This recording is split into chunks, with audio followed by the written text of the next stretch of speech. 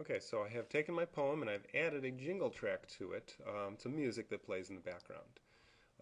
Now, next thing I want to do is I want the beginning of this music, the jingle track, to act as kind of an introduction to the poem. So I want the music to start playing about 5 seconds before the voiceover or the voice begins. So I want to push the male voice track over about 5 seconds, and I can see the time measured on this bar on the top. Now, if I were to grab um, this track and move it, watch what it's doing.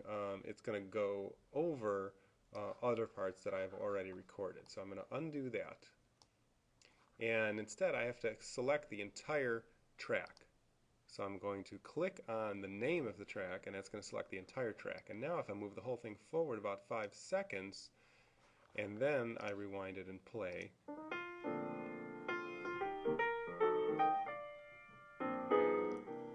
Where the Sidewalk Ends by Shel Silverstein. Okay, I think it sounds much better. And what you also might notice is that what happened when the two tracks crossed each other. What you might have noticed is that the volume of the jingle went down. And it's set to do that. And it's called ducking because that track ducks underneath the other track. And I can see right here that it's set to do that. I have these up and down arrows.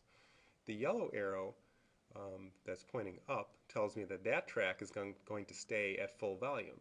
The track that has the blue down arrow tells me that that track is set to get softer if it crosses any of the tracks that are set to be louder.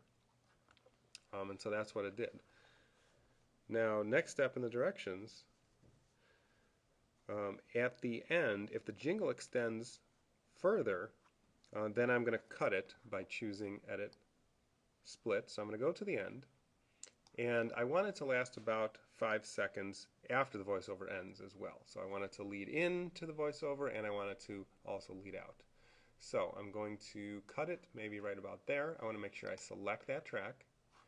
I'm going to go to Edit Split, and then I have to click off of it, click back on, and press Delete on my keyboard. So now the end sounds like this. Sidewalk ends.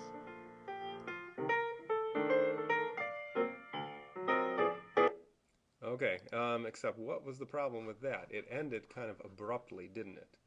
Okay, so what I can do now is I could manually make it fade out. And the way I do that is also on the name, near the name of the track, there's a down arrow right here.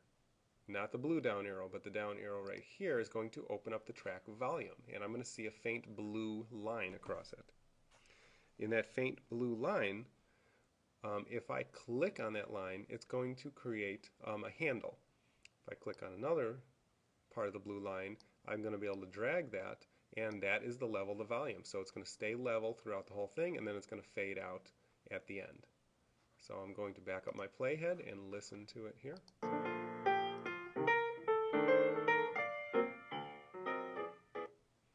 Okay, and it does sound much better. I might even be able to get this even lower. There we go. So it's going to sound much better like it actually fades out.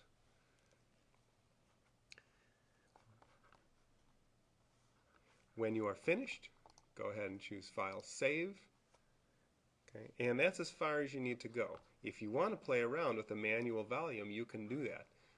You can make it go up and down at different times throughout your recording. Let's say at the end, maybe I want it to get louder before it gets softer again. I can do one of these, and then the sound should get louder after I stop talking, and then it'll get softer again.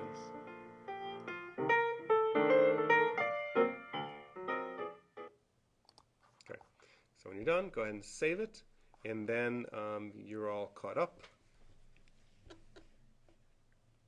and you can go on to the web challenge if you still have time.